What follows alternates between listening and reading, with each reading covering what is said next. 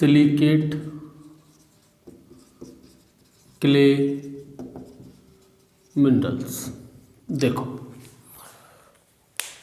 दो टाइप के मिनरल्स बताए थे, एक सिलिकेट मिनरल्स और एक नॉन सिलिकेट मिनरल्स। पिछले वीडियो में जो नॉन सिलिकेट मिनरल्स थे वो मैंने बताए थे 4 प्रकार के थे।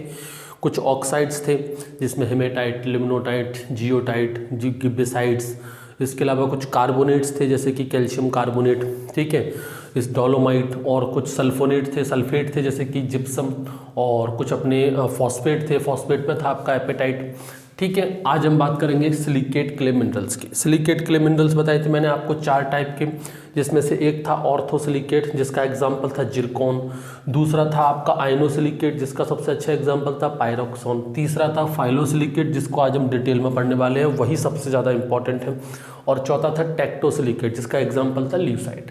आज हम जिसकी बात करेंगे वो है फाइलोसिलिकेट। किसकी? फाइलोसिलिकेट की। Phyllosilicate is the most important silicate mineral, most important silicate clay mineral. कौन सा है? फाइलोसिलिकेट। कौन सा हो गया? फाइलोसिलिकेट। ये फाइलोसिलिकेट एक ग्रीक वर्ड से लिया गया है। अब आप कहोगे इसमें वाई तो लगा नहीं है, ग्रीक वर्ड कैसे हो गया? यही तो एक्सेप्शन है, हर बाई वाली चीज़ ग्रीक नहीं होती, हर पीली चीज़ सोना नहीं होती, ठीक है। तो फाइलोसिलिकेट एक ग्रीक वर्ड है, ज़रूरी नहीं है कि जिसके पीछे वाई लगा हो वो ग्रीक ही हो। हाँ, मोस्ट ऑफ द केसेस में 99% केसेस में ऐसा ही होता है कि वाई वाले शब्द जो होते हैं वो ग्रीक के ही होते हैं, लेकिन मैंने आपको बताया था कुछ एक्सेप्शंस भी हैं, ये उनमें से एक एक्सेप्शन है। तो ये ग्रीक वर्ड है आपका फुलोन, जिससे लिया गया है। फुलोन का मतलब होता है लीफ लाइक, पत्ती जैसा। तो ये जो फाइलोसिलिकेट है ना, इसका स्ट्रक्चर होता है लीफ लाइक। यहाँ से क्वेश्चन पूछ लिया जाता है कि फाइलोसिलिकेट का स्ट्रक्चर कैसा होता है? लीफ लाइक स्ट्रक्चर होता है, ठीक है। ये फाइलोसिलिकेट में एक्चुअल होता क्या है? इसके अंदर अल्टरनेट शीट होती हैं, अल्टरनेट शीट होती हैं सिलिका की और एल्यूमिनियम या फिर मैग्नीशियम सिलिकेट की, ठीक है। यहाँ पर क्या होती है? अल्टरनेट शीट होती है सिलिका और एल्यूमिनियम और मैग्नीशियम सिलिकेट की। सिलिका मतलब आपका ये तो होता है टेट्राहेड्रल, इसका स्ट्रक्चर कैसा होता है? टेट्राहेड्रल पहले बताया था। एल्यूमिनियम और मैग्नीशियम इसका स्ट्रक्चर होता है ऑक्टाहेड्रल। इसका स्ट्रक्चर कैसा होता है? ऑक्टाहेड्रल। दोनों ही 6 ऑक्सीजन एटम को बाइंड करते हैं, ठीक है। ये भी 6 ऑक्सीजन एटम को बाइंड करेगा, ये भी 6 ऑक्सीजन एटम को बाइंड करेगा। यहाँ पर जो 2 है, देखो एल्यूमिनियम की अगर बात करें ना तो वो डाई ऑक्टाहेड्रल है। कैसा है? Die octahedral. वही मैग्नीशियम की बात की जाए तो वो ट्राई ऑक्टाहेड्रल है, ठीक है। तो ये डाई और ट्राई इतना डिटेल में जाने की जरूरत नहीं है। ये कैसा है? ऑक्टाहेड्रल, और ये कैसा है? टेट्राहेड्रल। अल्टरनेट शीट होती है इस फाइलोसिलिकेट के अंदर, ठीक है। ये 3 टाइप के होते हैं। देखो सबसे पहला होता है 1:1 टाइप का। सबसे पहला है 1:1 टाइप। 1:1 मतलब एक लेयर किसकी होगी? सिलिका की, मतलब टेट्राहेड्रल लेयर। एक लेयर किसकी होगी? सिलिका की, यानी कि टेट्राहेड्रल लेयर की एक लेयर होगी, और दूसरी लेयर किसकी होगी? एल्यूमिनियम की। ये कैसी होगी? ऑक्टाहेड्रल। दूसरी लेयर कैसी होगी? ऑक्टाहेड्रल लेयर, ठीक है। एक सिलिका की होगी और एक एल्यूमिनियम की होगी। इसको कहते हैं 1:1 टाइप। इसमें सबसे अच्छा एग्जाम्पल है kaolinite. Kaolinite is the most important example. केओलिनाइट के बारे में एक चीज़ और देख लो कि केओलिनाइट जो होता है वो रेड सॉइल के अंदर बहुत ज़्यादा पाया जाता है। Rich in the red soil, सबसे ज़्यादा केओलिनाइट रेड सॉइल के अंदर होता है। इस केओलिनाइट के पास फॉस्फोरस फिक्सिंग कैपेसिटी बहुत ज़्यादा होती है। हाईएस्ट फॉस्फोरस फिक्सिंग कैपेसिटी केओलिनाइट के अंदर ही होती है, इसलिए phosphorus fixing capacity red soil के अंदर भी ज़्यादा होती है। ये क्वेश्चन पूछ लेते हैं कि रेड सॉइल के अंदर फॉस्फोरस फिक्सिंग कैपेसिटी ज़्यादा होती है। एक तो ये क्वेश्चन, दूसरा क्यों ज़्यादा होती है? क्योंकि इसके अंदर केओलिनाइट पाया जाता है। केओलिनाइट कैसा सिलिकेट क्ले मिनरल है? ये क्या है? सिलिकेट क्ले मिनरल है। और ये कैसा सिलिकेट क्ले मिनरल है? 1:1 टाइप, जिसमें एक सिलिका यानी कि टेट्राहेड्रल लेयर है और दूसरी एल्यूमिनियम की यानी कि ऑक्टाहेड्रल लेयर है। ठीक है, ये तो हो गया 1:1 टाइप का। दूसरा टाइप है अपना 2:1:2:1।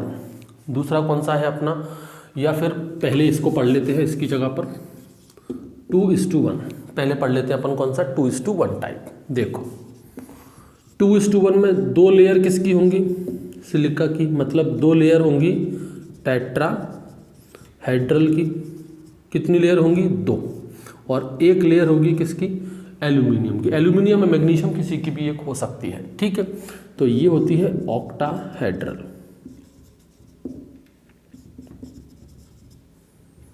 ठीक है, 2 लेयर सिलिका की होगी और 1 लेयर एल्यूमिनियम की होगी, इसलिए इसको कहते हैं 2:1 टाइप।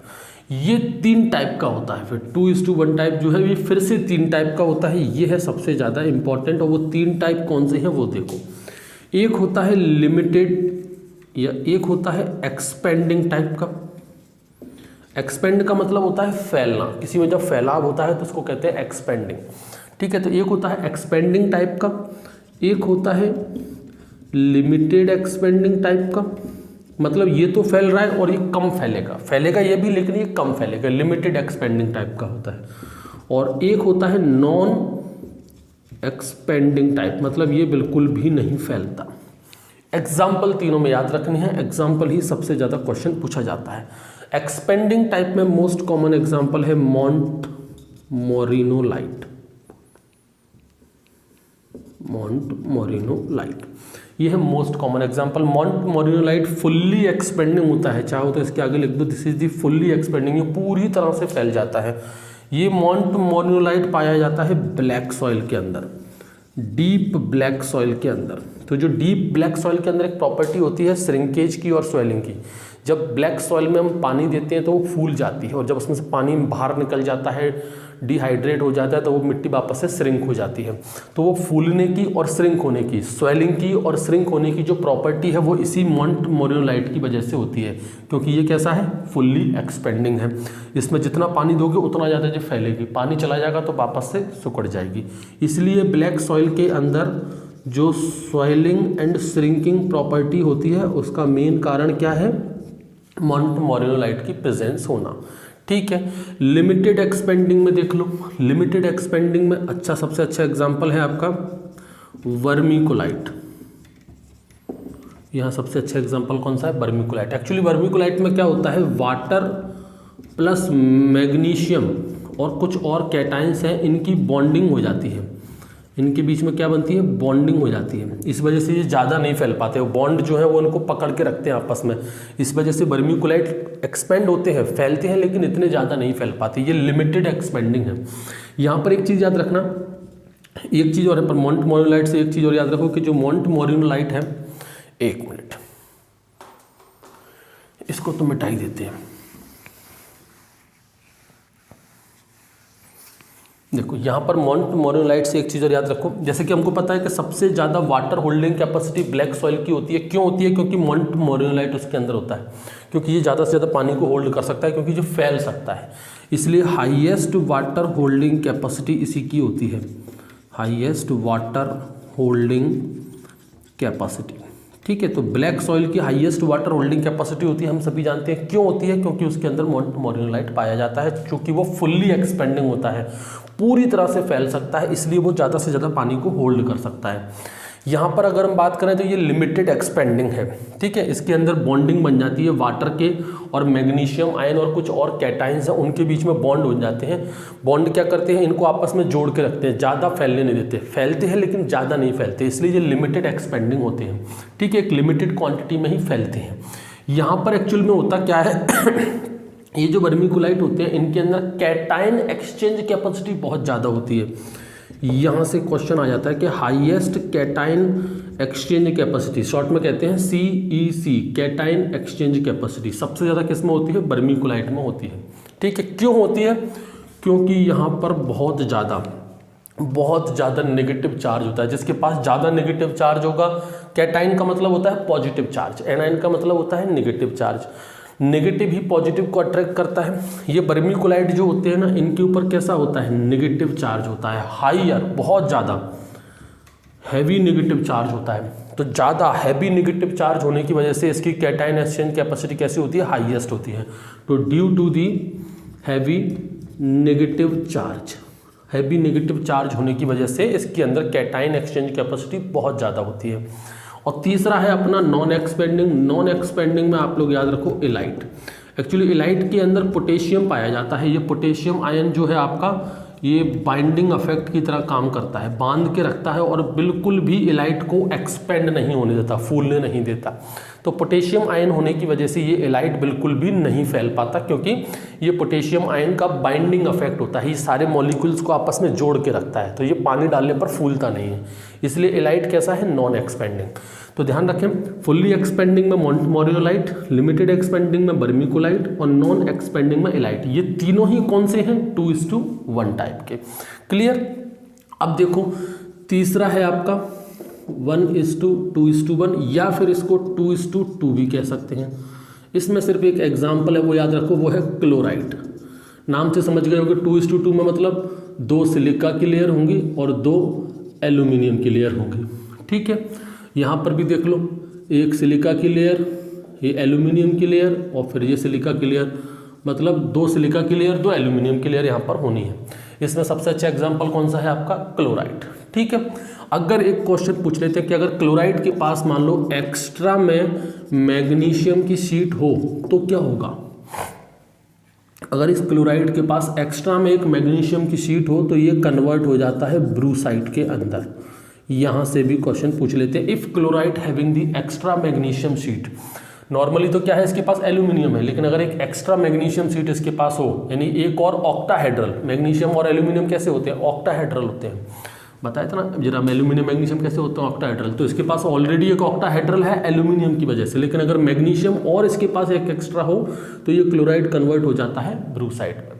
क्लियर। तो ये 3 टाइप के होते हैं सिलिकेट क्ले मिनरल्स। ठीक है, एक चीज़ और आप यहाँ पर ध्यान रख लो कि जो क्ले मिनरल्स होते हैं आपके, इनका साइज 0.02 mm से भी कम का होता है। ठीक है, ये मोस्ट रिएक्टिव पार्ट होते हैं सॉइल के अंदर। एक सॉइल के अंदर 3 मोस्ट इंपॉर्टेंट पार्टिकल होते हैं, आगे हम लोग पढ़ेंगे।